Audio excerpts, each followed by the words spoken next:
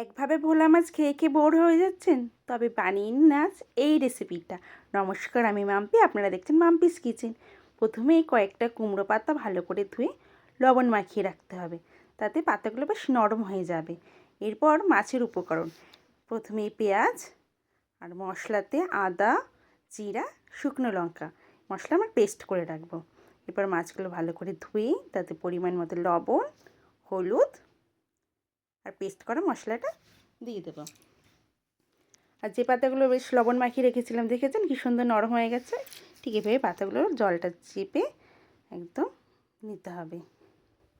তারপরে এক এক করে যে মশলাগুলো আমরা ম্যারিনেট করে রেখেছিলাম মাছগুলো, সেইগুলোতে পাতার মধ্যে দিয়ে ঠিক এভাবে মুড়িয়ে নিতে হবে। দিয়ে দেবো হালকা আঁচে, একদম কম স্টিমে আস্তে আস্তে ভেজে নিলে রেডি আমাদের ভোলা মাছের বড়া। ভালো লাগলে অবশ্যই একটা লাইক করবেন।